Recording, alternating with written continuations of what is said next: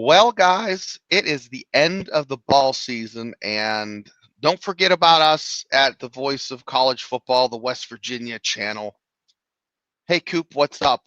Things are heating up here, and we're going to talk about why, Eric. And you had a great laundry list of just topics tonight, and it's going to be a fun show. The angst of the 2025 season is over.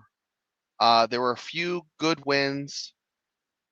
They shit their pants a few times, enough that we were one game away from getting an adult diaper sponsorship here at the Voice of College Football for the WVU channel. Didn't happen. Blessing, curse. 6-7, 6-7. I don't know. But Eric, how you doing tonight? But I'm doing good. It's been a crazy year, but like you just said, the good news is that the suffering is over. Suffering is over. Now, as soon as literally they cleaned up the blue lot, Rich Rod and his tribe of ball coaches packed up their douche kits, their little pillows to put around their neck on flights, and they hit the road. I don't know if they rode around in those government vans or those WVU vans that are white and paneled. No, I think they went in their own vehicles, but they went out and they have been beating the absolute hell out of the recruiting bushes. And Eric, I can't get over, just in what 48 hours, the amount of news that's coming through on these guys that are considering committing, decommitting. I mean, it's just crazy. I mean, just because someone decommits, Eric, isn't necessarily a bad thing. Maybe it's because someone else better, bigger, badder is been signed. Eric, what are your thoughts this past 48 hours since the game?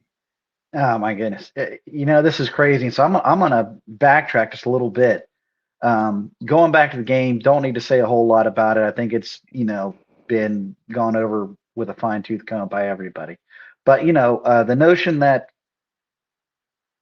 one of the best observations I had heard is if you took the two starting lineups, which players would you trade if you were Texas Tech? Would you trade yours for one of WVU's? And that was a tough discussion. Um, that right there is a huge, believe it or not, selling point to recruits. There is opportunity here, and you can come in and make a difference right away. Or at the very least, you can compete. And so, looking at that game, that was the main takeaway I had. There were some bright spots, and we've been saying all year long, don't look at these games. I think we figured out after the Ohio game.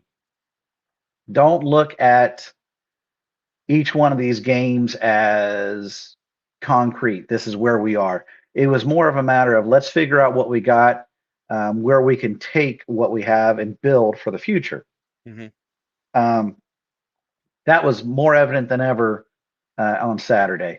So yeah, getting back to your point, there's a quote from the movie The Matrix, Okay. and the main character Neo says, he's letting the villains know, I'm not letting you know how this ends.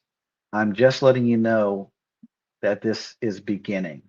I'm letting you how this begins, and that's where we are right now. Yeah. We don't know where this is going to end. Did I give you chills? Did I? No, I was just trying to think back to the Matrix. It's been so long since I've seen it. Well, I took anyway, both the blue and the red pill, and I didn't know what happened. So you're only supposed to take one, buddy. that's right. That's right. So anyway, yeah, I completely agree. Depending on which site you would follow, we made a major jump from last year to this year in the recruiting class. We started off at 49th last year. We're already at 38. Now, that being said, I think that there's a lot of shakeup to come because we had mentioned previously on the show that it looked like last year's class we did some holding back on funds, if you will. No, the money's there now. they're going to spend, and it's going to be great. I mean, they're buying these guys cheeseburgers, not not nugget meals, guys. They're getting full burgers and fries. Exactly. So this year they've got more to offer, and I think that in itself is going to make a huge difference, not only in where we are right now, but how this progresses. And I agree, because the players right now, a lot of them are, they've probably had conversations, both those who are already on the team and those who had previously committed. One of the best things that I think I can say about our program is I do know that they have conversations with kids. No, they Couldn't all call them know. They kids. all know where they stand. I mean, literally before the end of the game. So, and there are some guys on there. You have a list. We're going to talk about it later of Hmm. guys that are departing for that just are not going to be with the program.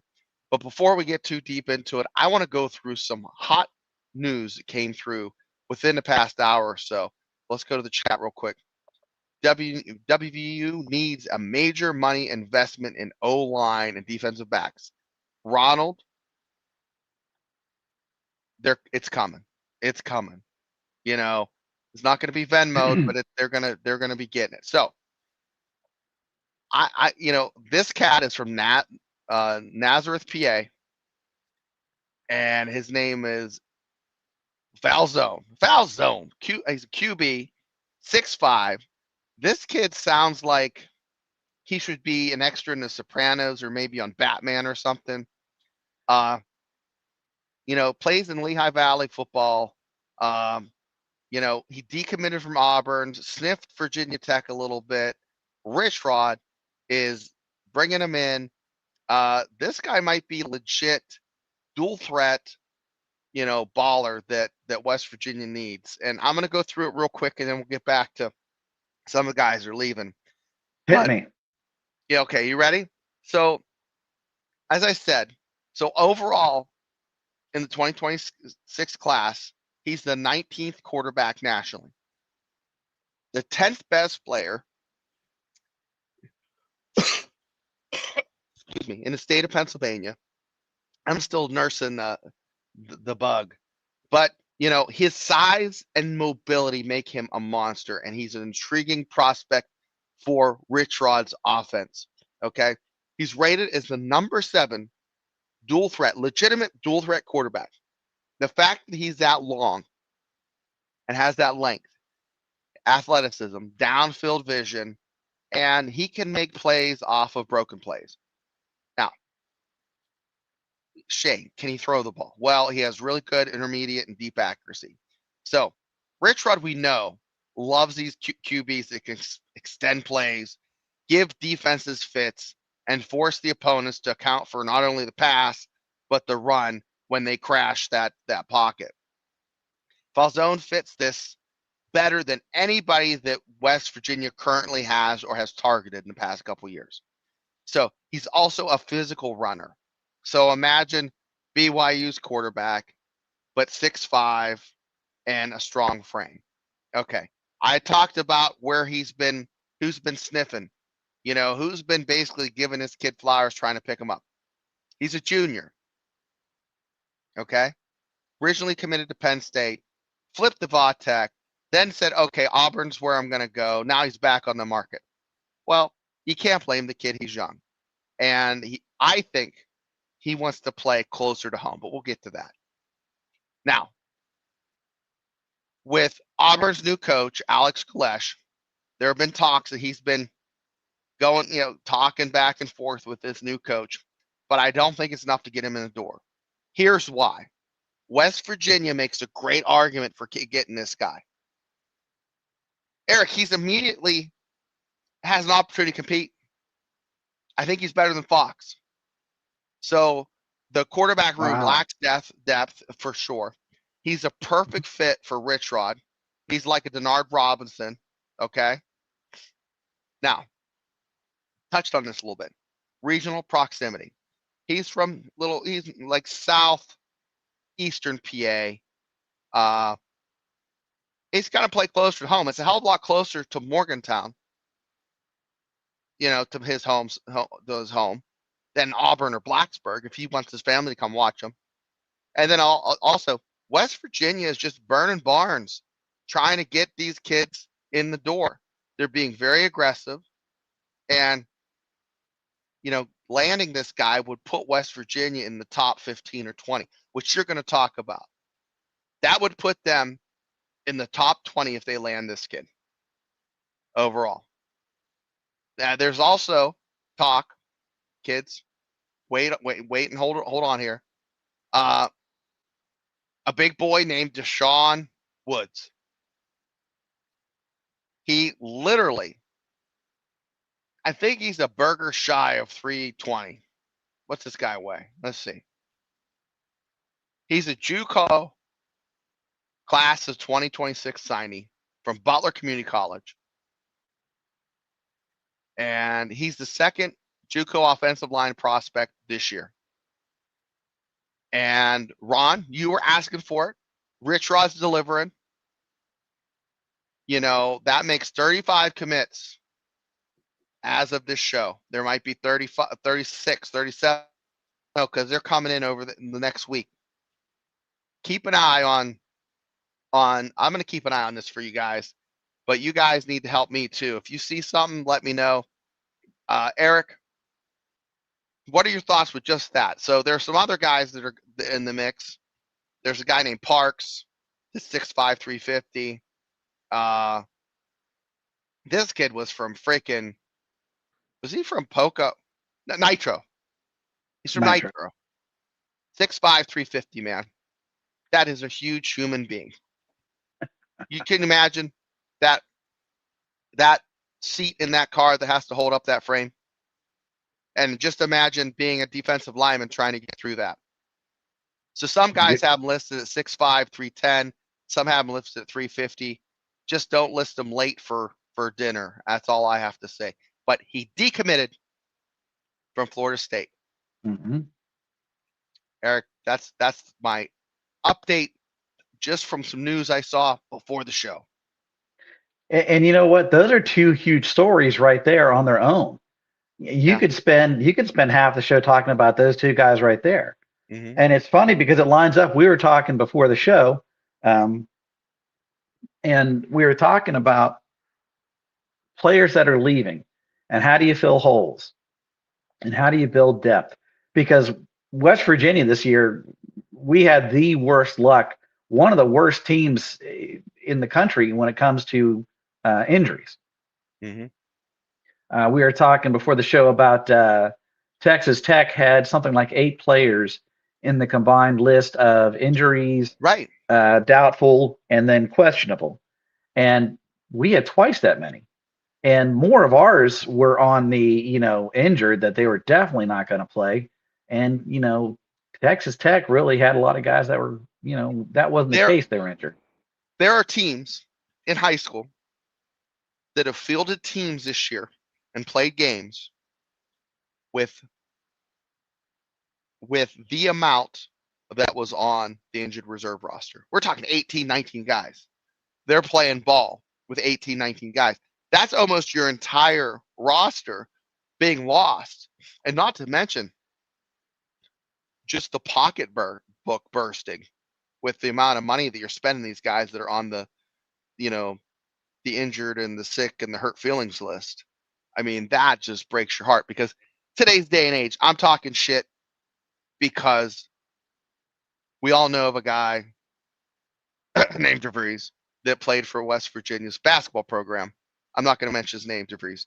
But, it might start with a D, end with an S. But anyways, he was injured, conveniently at a certain point where he could, have another year eligibility. Cashed his check, snubbed their nose at the West Virginia, athletic department and basically took their ball, their sand pail, kicked sand in our face, and went and freaking played somewhere else. But anyways, the coach and the player. The coach and the player. I think his name rhymes with Febreze. Febreze, that's who it was. It was Darren Febreze. That old so-and-so, Darren Febreze. So let's go to chat real quick before we get deep into it again. Can't you wait to see a legit online watch Scotty Fox cook and sauce the opposing? You know what? I love me some Scotty Fox. But if you get a guy in there that's 6'5", 6'5", that can ball out as good as Scotty Fox and is mobile, because I'm going to tell you this, and Ronald, you remember this, Eric, you remember this, chat, if you are old enough, you remember it. There are a few games where Pat White got dinged up. Mm-hmm. And we had a fantastic backup that came in, last name Brown, played some great ball for us. So you're going to need 2 dual threat monsters in order to be competitive in the Big 12. At least. Eric, I want you to go through your list of people that are saying, and you know, this time of year, I like to watch the Sound of Music, and you know, they say, "Oh, so long, farewell, I veto flit for now." Okay, like the Von Trapp children, I want you to say bid adieu to these guys that have played for the West Virginia Mountaineers. You have a magic list. Hit I us with do. it. So we're going to be losing at least 40 players here. That is huge.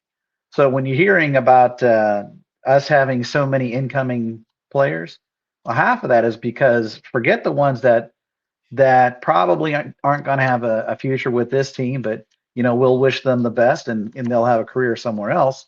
Um, we have 40 seniors who are out of eligibility.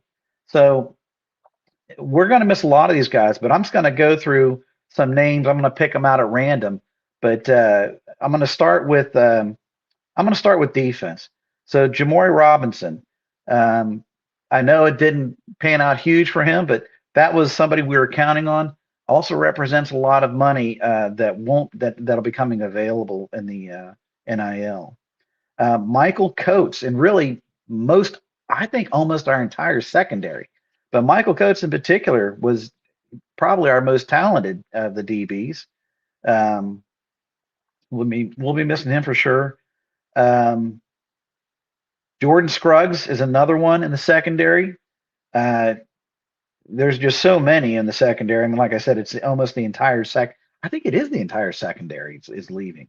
Um, and then that was something I'd noticed when I actually went through this. I didn't notice this before. I think in the obtaining of talent from last year, a lot of times it was if you had a tiebreaker between players 1, 2, and 3, the question was who's the senior, and I think they did a lot of that grabbing seniors. Um, Right. Eddie Kelly Jr. is on the defensive line. Miss him. Um, good grief. Reed Carrico. Yeah, miss him a lot. Oh my goodness, he's been phenomenal. What a guy. Yeah, really like man, the interview he gave after the game and the words he extended of his appreciation. Uh, Great example of the kind of player we want here. Chase Wilson's another linebacker we're going to be missing. Um, let's see here. Good Lord, again, so many of the secondary. So that being said, we're losing a lot of linebackers, almost our entire secondary, and then on a defensive line, we're only losing a little bit, but that tells you where we've got to focus. Huh. Shane, I have lost video. Yeah, I lost it too. Let's see what's up. You know what? That snowmageddon that is upon us. There we go. I don't There know you what go. happened there. Gremlins. But it happens, guys. It does. So I want to talk. So how many more do you have on your list? You got like a couple more? Well, let's talk about the defense for a little bit. I agree, and then we'll get to the offense. Yeah. So we had a question about who are we going to replace? Who have we signed so far? And I think we signed them. We might have signed them all within the last couple of days. Yeah. We've talked a lot about losing everybody in the secondary. Who did we have at the game, and who have we signed? Oh, that's right. Let me look this up. I had it up here and I We've lost it. signed 3 defensive backs. Yeah, and the guy was 6'3". All three of them are 6'3". Yeah, and I That's remember them huge. saying on making a comment on Three Guys podcast how when they were there watching the game, they're literally they were saying, this won't happen because this is happening to their defense because they don't have size at the cornerback position. I mean, that is what a baller is going to say. They're going to say, "Listen, we're going to take care of this. This can be fixed." You know, it's like a body man that you watch videos and there you see a car that's just crinkled up and they're looking like, "Yeah, I can fix that pretty quick." Yeah, that's and everybody else that doesn't know looking at him like that thing's tore up from the floor up.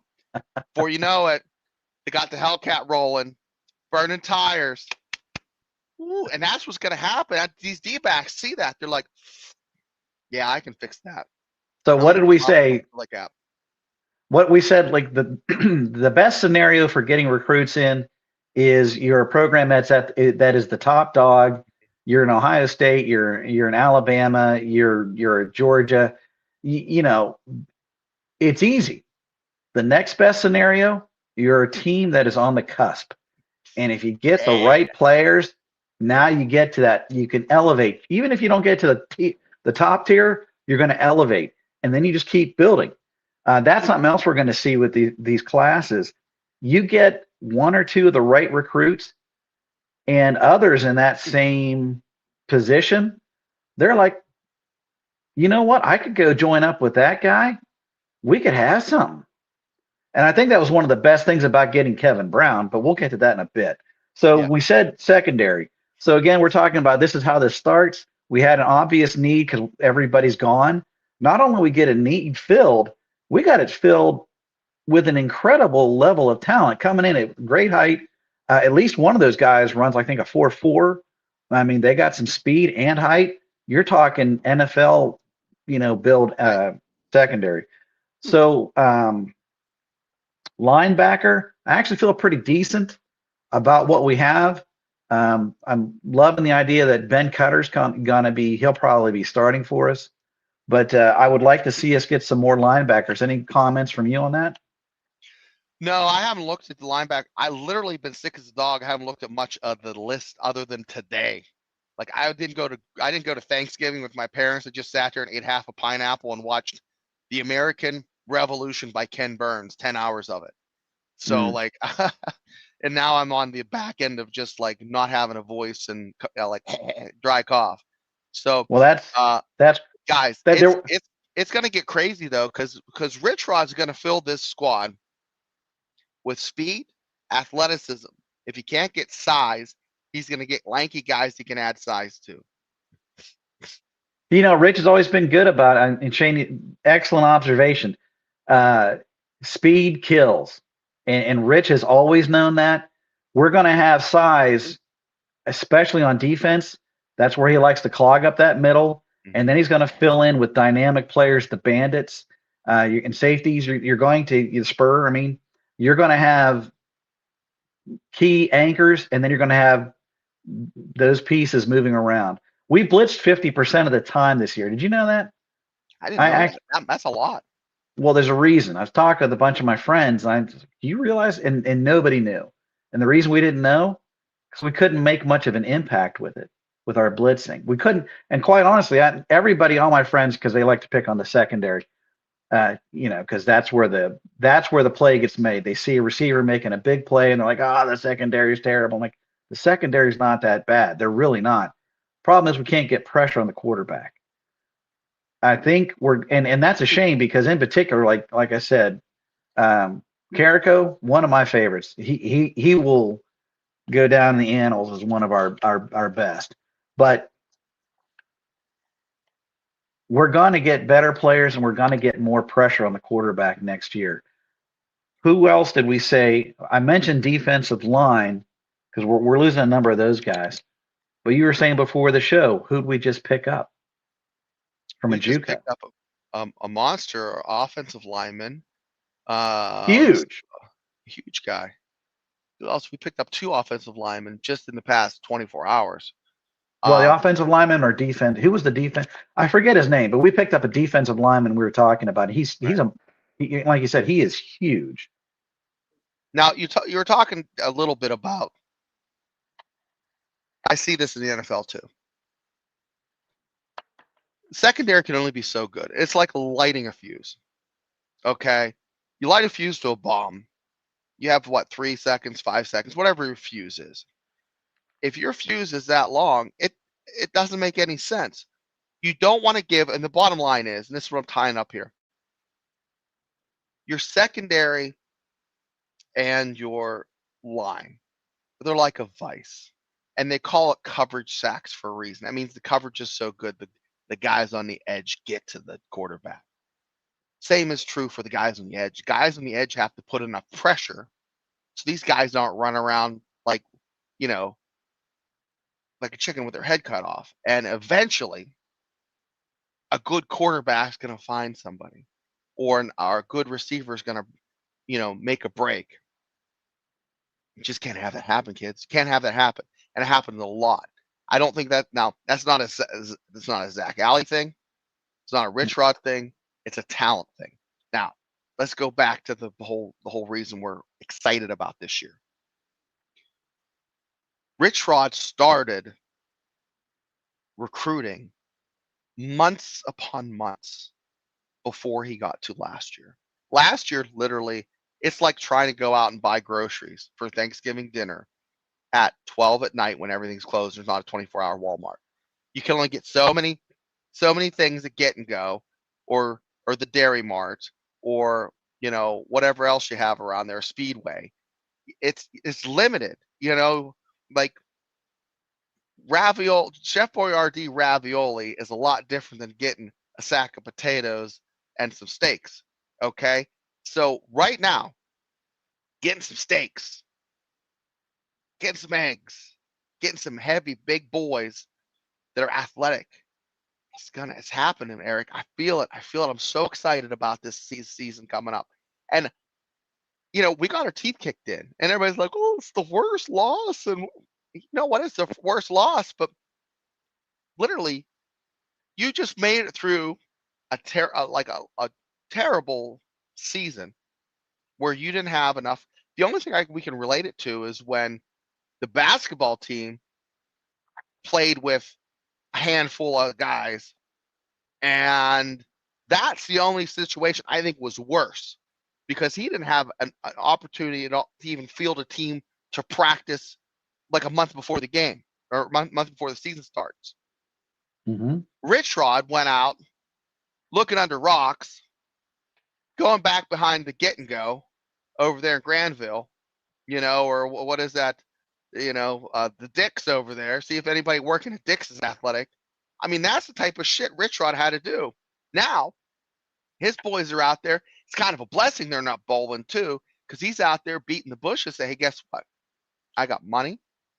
We got facilities. We got a fan base. And guess what? I'm the fucking coach for you. That's it. That's the selling point. And he's getting these guys. Chad, he's getting these guys. You are wound tight, buddy. It's tight as two Yeah. watches. I love it. I love it. But so, just to kind of pile on to it, because I agree with you. mm-hmm. So, so we've talked about how this is going to begin, where we are with the defense, and how it's starting, and how you're seeing the pieces come together. Right. And one of the DBs, we're going to have to come up with some nicknames for these guys, because I don't think we've ever had 3 DBs that were 6'3". That I cannot emphasize enough. That is rare. That's like SEC level. But they said 2 things. So you and I were talking previous show about attendance, and the announced attendance was something like 44,000. I think some people might have come in through the turnstiles twice to get that number. I'm not sure. Yeah, I believe so. But in any case, the players, the recruits, I mean, because these guys were there at the game on Saturday and they signed. They said, what little we saw, we liked. We saw fans that were passionate. There were a few who recognized us, and that was a good thing, in that they felt, embraced, that they felt recognized already. Everybody's been raving about our facilities, in particular, the weight room and the recovery program. So, the things that we could control, both as a program and as a fan base, we did a good job. Do you want to move to the offense? Yes, let's listen to this. See what you have to say about this offense. I'm excited. So, offense is, it's odd. I think I think we have the biggest gains to make on offense, and that's not a backhanded. Well, you'll see what I mean in a second here. Well, So, I mean, let's just talk real quick. I mean, these mhm, guys, like we already have Kevin Brown, Jerron Hewley. Okay, that he's a running back, I believe. mhm, Vincent Smith's cornerback, and then we got Sir Paul Cheeks. Now, Sir Paul Cheeks was the guy that I couldn't remember his name, and I don't know why I couldn't remember, but he's the fast guy. But yes, the fact that you have an anchor in Kevin Brown, who's just fantastically gifted athletically and physically, 6'5", 270, who's probably going to gain 30 pounds. With that, go ahead, Eric. I'm sorry. no, no, don't. Hey, man, this is good stuff. Um, so the first one I'm going to mention comes with an asterisk, and that's Ty Edwards. Ty Edwards is a senior. However, I am 90% certain he's going to get a medical red shirt, and we'll probably get him back. I'm excited for that. Me I too. think everybody saw in the pit game. Yeah, we want this guy And back. I don't think he's going to bring a lot of money because of his injury and the fact that he doesn't have. Someone's going to want him, but I think West Virginia's going to be able to retain him for a reasonable NIL deal. I think we'll be able to keep him, and I think he liked playing here. I think because you saw, if anybody has any doubts about that, after he was injured in the pit game, I can Yeah. I can tell you the play he was injured on, because he got hit late out of bounds. It was a dirty play, Yep. and they rolled over on his ankle. And so often as happens, he finished that game, and of course, it's going to be, it was another one of these breakout games for the guy. He tried, he was injured. I don't think he was available the next game. And they tried running him the next game, the game after that. And he tried. But you saw that once he tried to put weight on that foot, it did not go well. So he obviously enjoys playing here. He wants to play here. I think we'll get him back. Um, let's see here. Uh,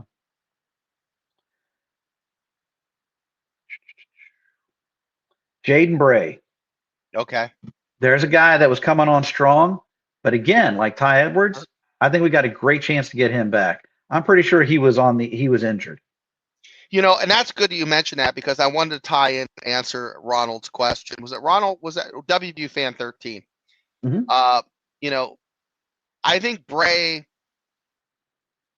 doesn't have the attitude as a little more professional than what Vaughn is. I mean, the fact that he took that play that was an interception and he just after he saw his interception, kind of like slowed down, trotted into the end zone, didn't turn around and pursue, is big. Coaches remember that, players remember that. And, you know, I'll tell you what, I'm not blocking for this guy if he's not gonna cover my ass and, try to give 100%. That's not team play. That's just shit. That's just terrible. I was so disgusted about that. But anyways, so Do we so do we want to speak more on that later, or go ahead? we'll talk about that later if we have time. But go hit us up with Braden. Okay. Bray, or sorry, Well, Bray I Braden. think he's going to get a medical red shirt, so I think we'll get him back. It's another senior though, but I think we got a good chance of getting him back. Yeah. And I'm sorry, I'm looking down through here. I missed a name on defense. That is absolutely, he was the heart of the defense this year. So I'm going to jump back to him because it would be wrong to admit his name. That's Fred Perry. Fred Perry No. he was the heart of this defense this year. And I The mean, we only had some great downside ones. for him is his size. So if Fred Perry had an inch and a half on his butt frame, because they're all about numbers in the freaking NFL. Look at Beanie Bishop.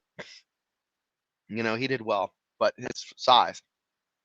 He's Freddie Boy's gonna get gonna get drafted. I don't know exactly, but He'll get no, picked up. He'll be playing next year. He reminds me a lot of Carl Joseph. Maybe not as strong a that hitter was big. because Yeah. Carl Joseph was just freakishly strong. But Fred Perry has an incredibly long reach. So back to offense. Um, Bowie, receiver. He actually made a few plays here and there in a season where we didn't have a whole lot of play. Let's see here. Smith Brown. Now, Jalen Henderson's a name that I think he's going to get a medical red shirt, but I don't know that you keep him. No, I don't He think so. was, yeah, he was a big name. I mean, if you can keep him at a bargain price, maybe you keep him because he was a tremendous runner, but I don't think he grasped the offense. Um, let's see here. Jeff Weimer. Oh, That's I a rough one. I'd love to have him another year. he's not. Yeah, we're not gonna be able to. We're not gonna keep him. There's other. Here's the thing, though. Just as far as attitude, work ethic, he's a keeper. But they're gonna get a guy with a little bit more athleticism, a little bit more Yeah. speed, Well, he's been, if nothing else, I'd love to keep him as a possession receiver because he's got great hands. or special He, teams. yeah. Well, he finds, well, funny you should mention that. I'm going to give Weimer a couple of extra. He reminded me a lot of Steve Largent. You got to go in the Wayback Machine to find that Oh, name. Yeah, I get extra points for that one. But great possession receiver, finds the open spot, and he actually gets decent yards after the catch. So, in good hands. But you mentioned special teams. We're losing a legend in Preston Fox. There's a guy who's been you incredibly gotta take reliable. you gotta take your coonskin cap off. Yeah, Just that it just scratches at your buckskin right here. Like, oh man, that's tough. Grayson Barnes was another guy that I thought, you know what? Yeah, But he's might have a shot at a medical yeah. red shirt with him too. Um, I'm going to throw Nico in here because I don't think he's going to stay. Talk about Now, the rumor. Talk about the rumor. Let's hear, guys. Chat.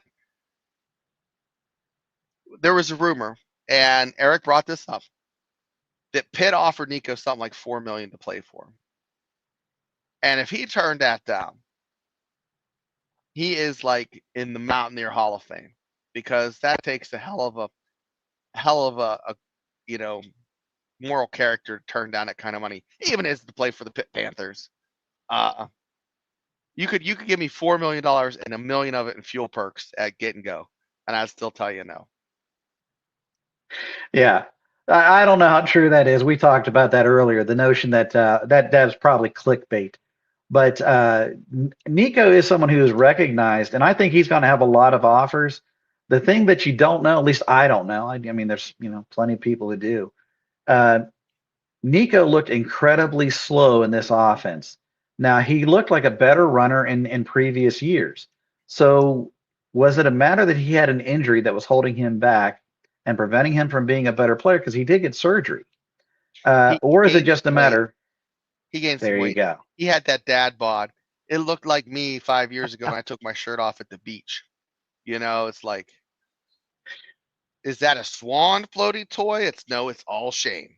This is all Shane. No floaty toy. It's me. So So there's our quarterback situation, and Nico is a big question mark, but because you haven't heard anything about him, but I'm pretty sure he's gone. He's going to have a lot of people knocking on his door, and I'm not sure he's the right quarterback for us. That being said, his character, he is definitely. I would take his character on anywhere. He's very intelligent young man. Uh, has everything. Just his foot speed looked really not what we could use. The last one I'm going to mention is our punter, Ollie Straw. Go back to the pit game. You mentioned this. Yeah. He he saved that game. I was sitting in the corner there and I could see the ball came. He tapped it down with his hand, caught it with this hand, and then booted it. It was so seamless. It was no one really brought it up or noticed. I think someone brought it up later, much later. It saved the game. The ball would have went out the Absolutely. end zone.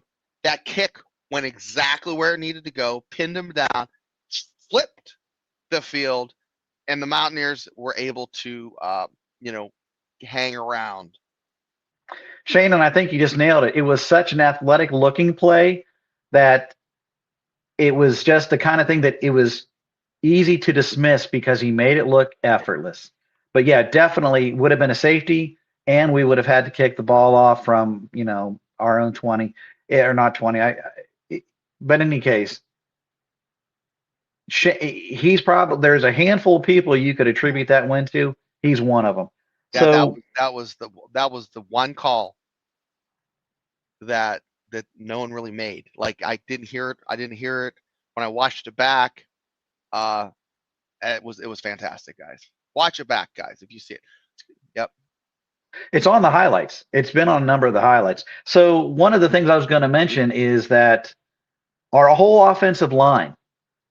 I mean, I've got two, three. I pretty much our entire starting offensive line is moving on, Yeah, and that's good because we need, it's like you move into a nicer house, you need nicer appliances. You don't go buy the cheapest fridge if you're in $1 million house. You're buying a Viking, Frigidaire, something like that. You're cooking with gas. You got 3 stoves or 3 ovens. I mean, that's where we're at, guys. We're not getting a little teeny narrow college fridge anymore. We're in the Frigidaires. We're in the freaking Vikings. We're getting the real deal industrial shit to get it done. And Curtis D316, we talked about that beginning of the show.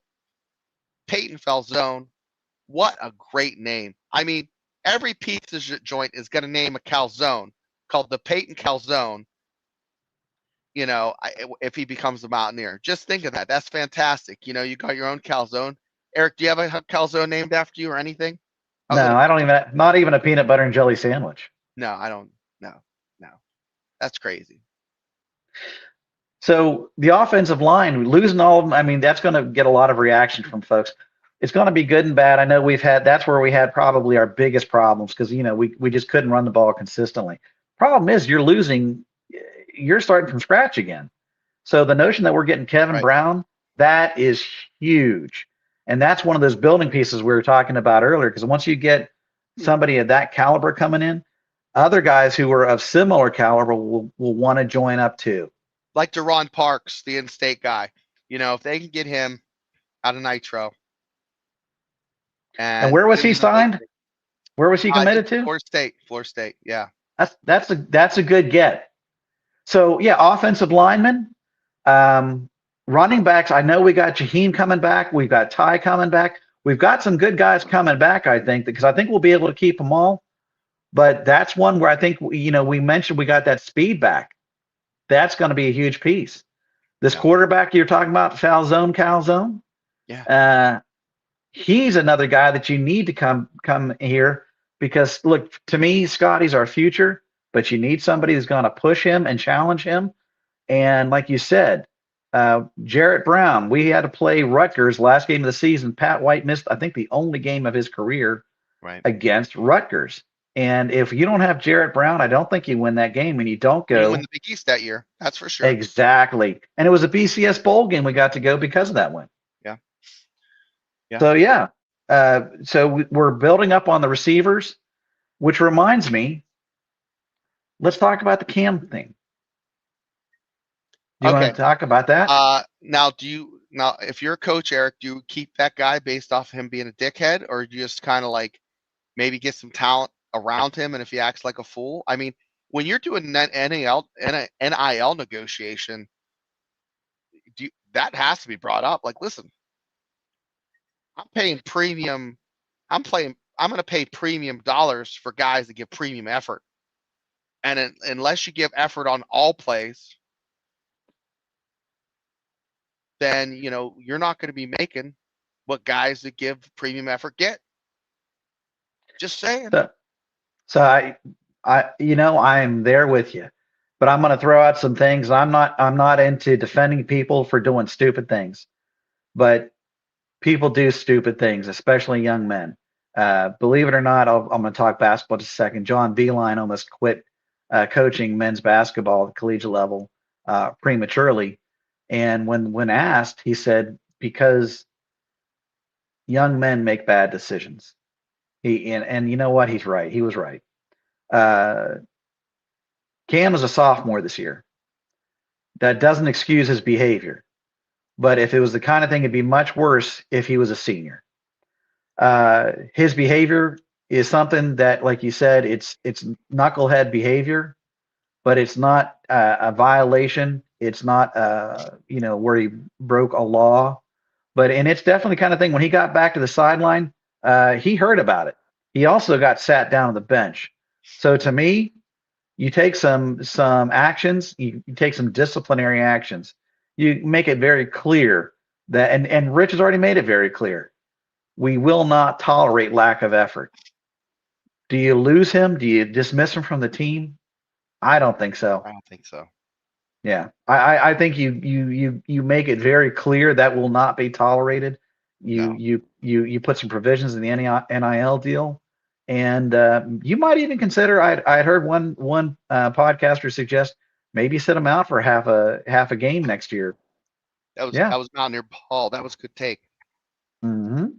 Oh, I'm starting to lose my voice again, but we're going to make it. We got 10 more minutes of this fantastic show. Thanks for joining us. We've had 60 people in chat right now. We have 53. Eric is pulling the sled, and I, as a, half-ass Santa, are sitting back here with all my holiday cheer, just saying, go, Eric, pull, pull. And guess what? It's been very entertaining. So far, went through the guys that we think are leaving, who we might sprinkle in there with the studs that we're getting. I think this is going to be a good one. I'm hearing a lot of talk that this class is going to be one of our best ever, which I'm like, wow, really? And the Yeah. fact that we jumped 10 points from last year, that in itself is huge. But then it's been made clear to me, you listen to a lot of folks who are in the know, and they're right. This we have a lot of, like, we're already ranked 38. I don't think we're done, especially on offensive line, is where I want to see us get some big news. And I'm hearing that we're not done flipping players. So it could only go up from here. And I think we've got a lot to look forward to. We're seeing how it starts, and I think we're filling in the pieces. Do you think Rich Rod has a card trick? I, Like a sleight of hand? do you remember when he signed? And I'm again got to jump in the Wayback Machine with me, Mr. Peabody. Um, do you remember when he signed Jason Gwaltney and showed up at a press conference with a gallon jar of mayonnaise and a wooden spoon? I forget which reporter said that if we got Jason Gwaltney, he'd eat a jar of mayonnaise. I don't know if any of this Right strikes. about that. Yeah, that's right. But what happened with Guantley? He never really played. No, it's not true. He was our starting running back for the first 3 or 4 games, and then he got hurt against, I think it was Virginia Tech. He got Oh, hurt, that's not right. Virginia Tech, Maryland. And Owen Schmidt kind of had his moment to shine against Maryland, and then in the following game against Virginia Tech, Steve Slayton was born. Um, so this being said, heck yes, he's got. Rich is big on pulling a card out of his sleeve. He likes to do it in dramatic fashion. He's all for that sort of stuff because it makes headlines and it elevates the program's name in the public's eyes. Yeah, stay tuned. It's just beginning. Yeah, it's getting kind of wild. And you know what? We're gonna be here, guys, every Thursday night at 9 o'clock or 8 o'clock. Every Monday at 9 at the West Virginia Live Voice of College Football Show. Uh, Eric, before we go, is there anything we forgot to mention other than we talked about recruiting? We talked about the West Virginia. Well, did we talk a little bit about the West Virginia girls program? Just not looking too good tonight. No, we did Getting not. beat, getting beat by Villanova. I watched a little bit of that. It was kind of rough. Uh, but I still think Coach Kellogg is probably one of the best coaches that West Virginia has hired. I mean, period. And that they have on staff, and that includes Rich Rod, you know, the soccer coach, our men's basketball coach, and going down the line, baseball's killing it. It's hard to say, but yeah, they're all phenomenal coaches. Ren has done a tremendous job in bringing and elevating our program, the athletics programs overall. I mean, just all of them have been, doing great. Tonight, not so much for the women's Now, team.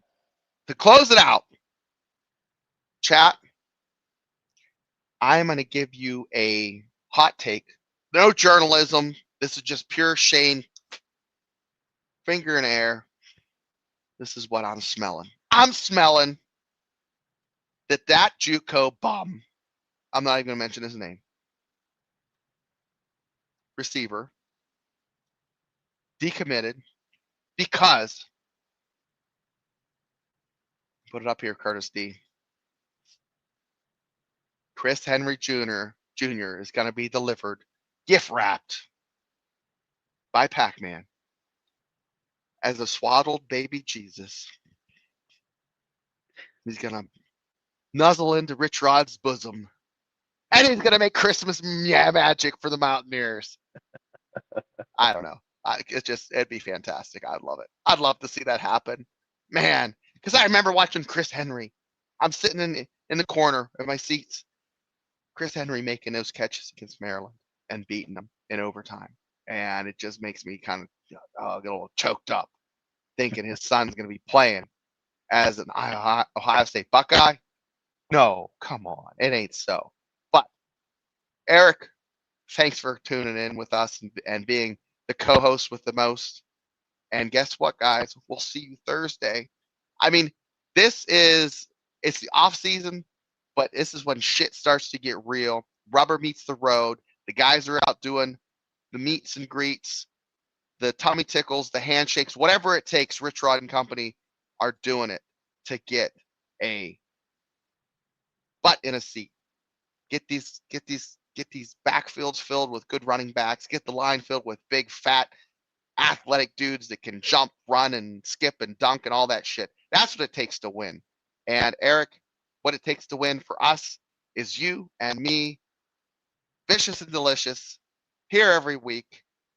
So, guys, we're going to end this show with the great state of West Virginia. But before we put that up, we got to give, I spent 2 years in the West Virginia National Guard, and we got to give our condolences to the service members who are, that passed away, and also, the one who was in critical condition. So, but anyways, guys, take care. We're going to end it with the great state of West Virginia's flag, and you guys have a good one. We'll see you soon.